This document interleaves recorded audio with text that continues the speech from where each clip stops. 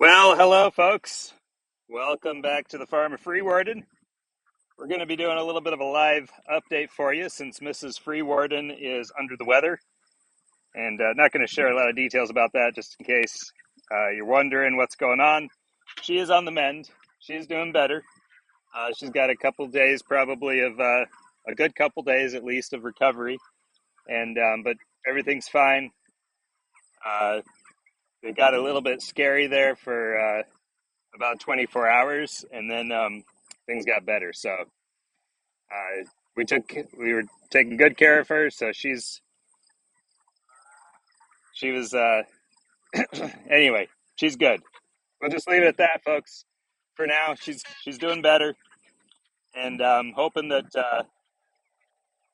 she's feeling good again soon, so that she can be back out here doing what she loves to do and enjoying some of the life on the farm, rather than being stuck in bed and stuff. So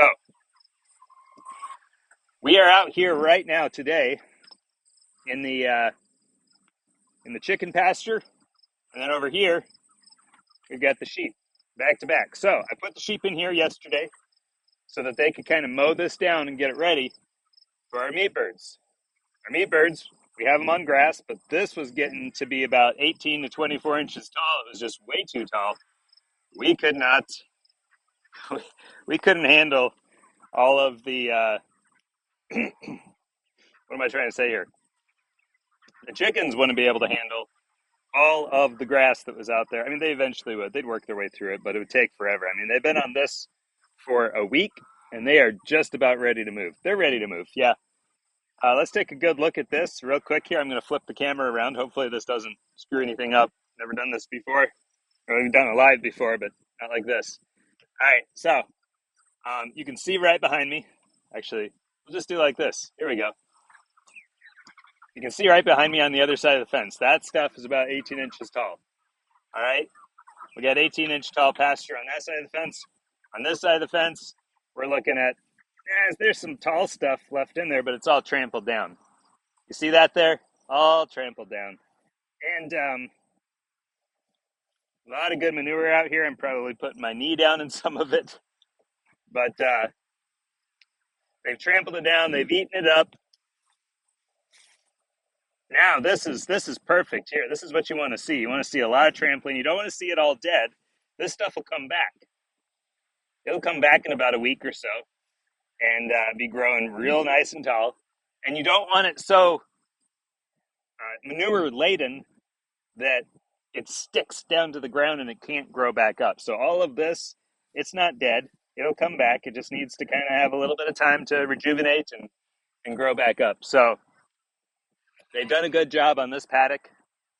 We're going to move them over to the next paddock there that the sheep have mowed down for us a little bit, because we don't want them to take a week on each of these paddocks. We want to keep moving them. That's for the health of the bird. That's for the cleanliness of of their living environment, and help reduce disease and parasites and all that good stuff. Now, sheep. We've got our parasite-resistant sheep flock out here. Oh, sorry for the, hopefully I didn't make you sick. We got a chicken that escaped. So Laney's over there feeding her chickens. Thane was just out here feeding his chickens. I do apologize if there's a lot of wind. It's windy today, about 16-mile-per-hour winds out here, something like that. But we're going to take a quick look here, turn this around to take a look at our parasite-resistant sheep flock. We never worm. We never worm. Now you might think that sounds crazy. How are these sheep not dead? All right, well, as somebody that I enjoy watching once in a while and have learned a lot from said, they only die once. And then they don't pass those parasite susceptible genes on to the next generation. So every sheep out here, they have been wormed at least once, but they have not been wormed since they've been on this farm. And so they've built up their parasite resistance, and they are now very, very resistant to parasites And how do I know? Because they've been out here over a year old. Um, yeah, they're about, some of them are about going on 18 plus months. And we've got our new lambs. So we've got Jacques there. We've got the little brown lamb here. Um, where is she? Sorry. Oh, there she is. Um,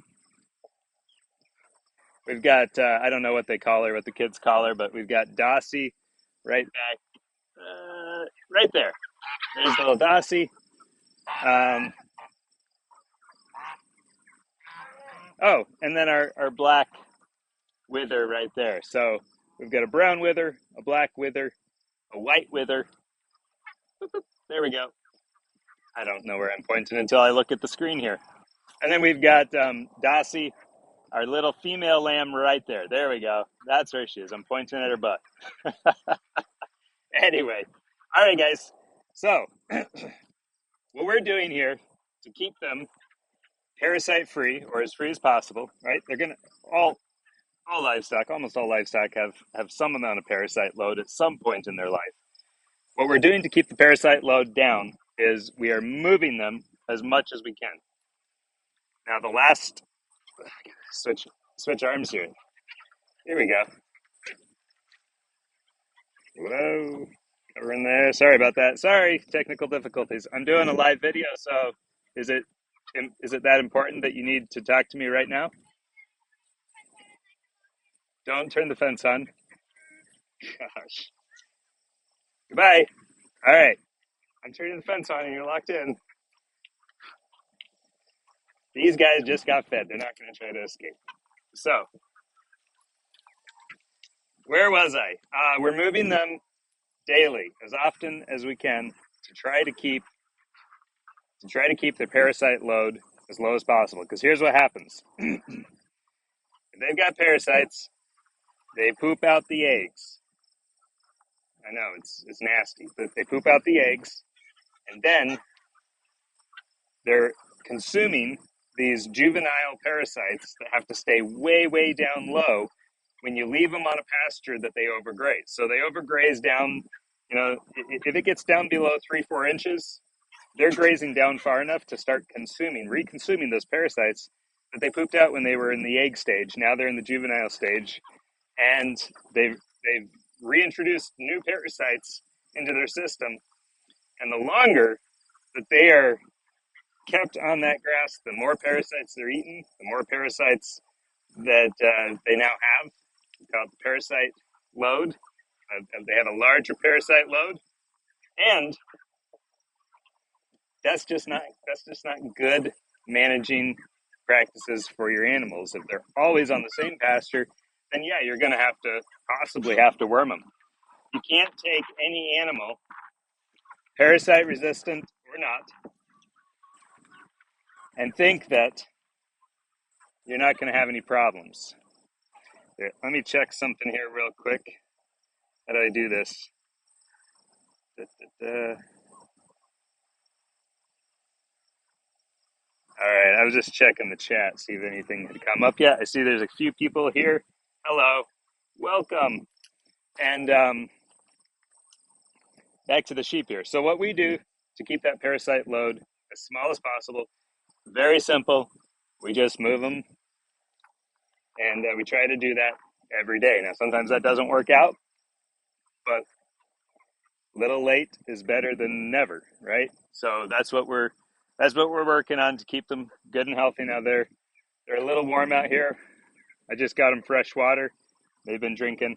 They'll be fine. They're going to lay down. What they do is they graze a little bit and they lay down, rest, try to cool off. And it's not so hot out here today that they need shade, so I'm not going to worry about that. We're going to get them moved to the next pasture, the next paddock, just down that way a little ways in a minute here. So they're breathing a little heavy, but I've seen far worse. But when you're standing this close to sheep and they are laying down chewing their cud, that means that they are very calm. They feel secure. They don't feel threatened.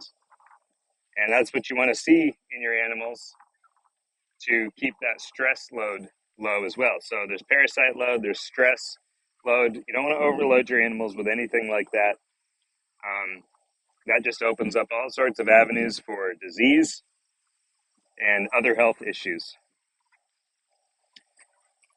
So what I'm trying to do is, some people go with the St. Croix, some people go with the Dorper.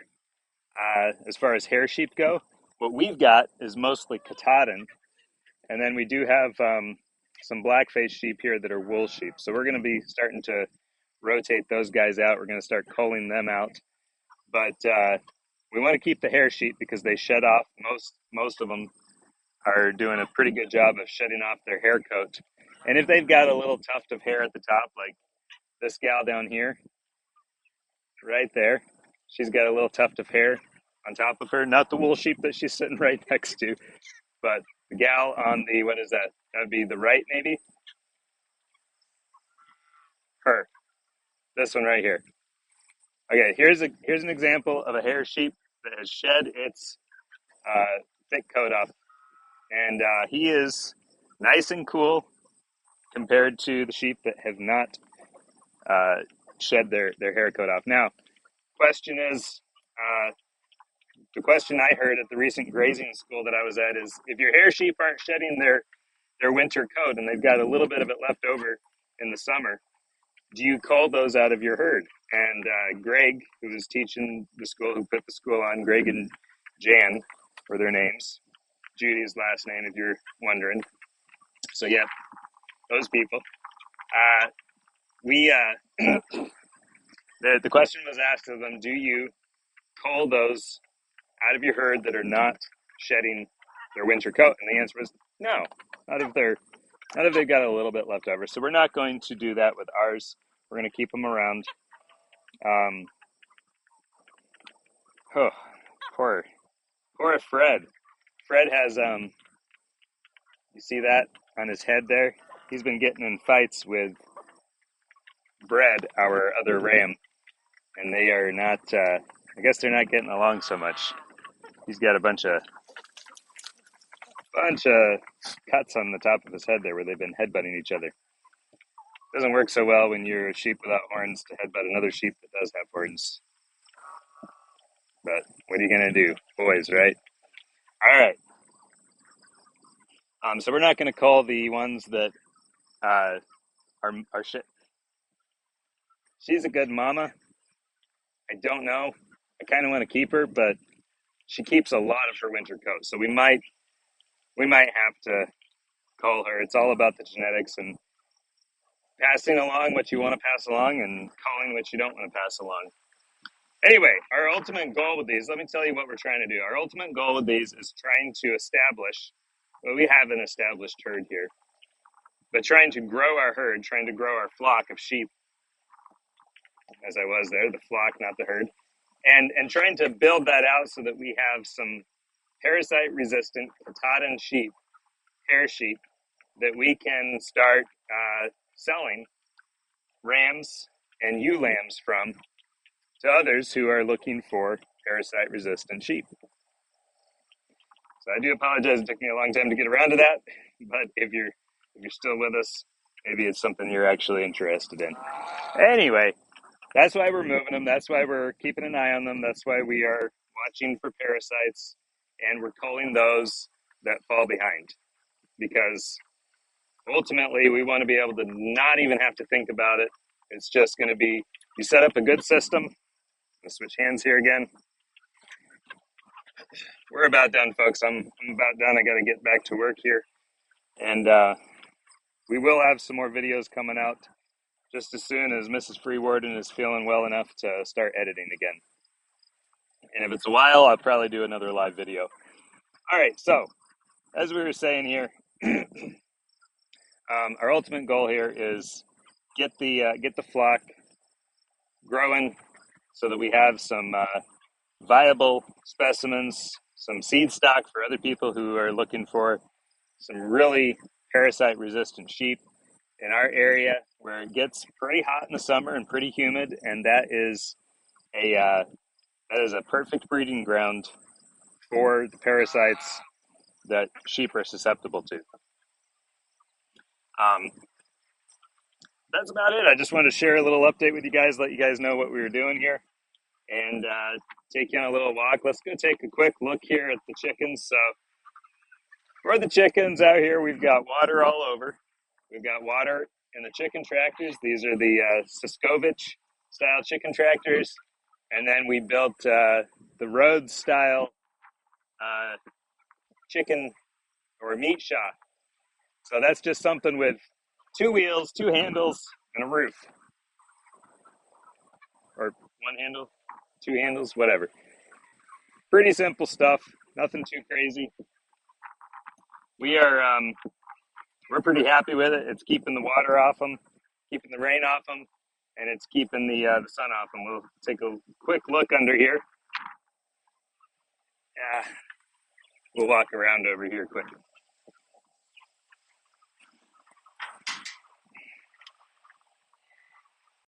Okay, I turned the camera off. Turn the phone off. All right, here we go. We didn't blip out of existence there. Okay. Oh, there's one way back there. I don't know if you can see under there. Anyway, there's one way back there. The rest of them, they're all eating. We got shade out here for them, water out here for them, and then feed. We've got 3 feeders, and we've got 4, 5 waterers. So we've got a waterer there, right there. We've got the pool over here for the ducks and the geese, and of course the chickens. They got to go and drink out of there too. And we've got another waterer. All right, we're still going. We got another waterer right here. And then finally,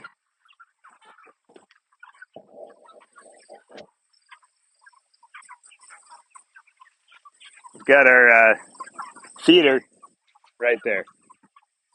And 2 feeders inside the chicken tractors, the Siskovich style chicken tractors with the Siskovich style chicken feeders. Anyway, folks, I think that phone call that came in here was my cue. We got to end this. So thank you all. Y'all stay safe. Take care. Hug somebody. God bless. Everything's gonna be okay. Peace. How do we end this?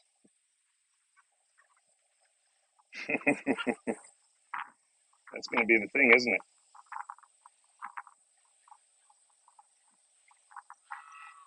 Yeah, there we go. All right. See y'all later.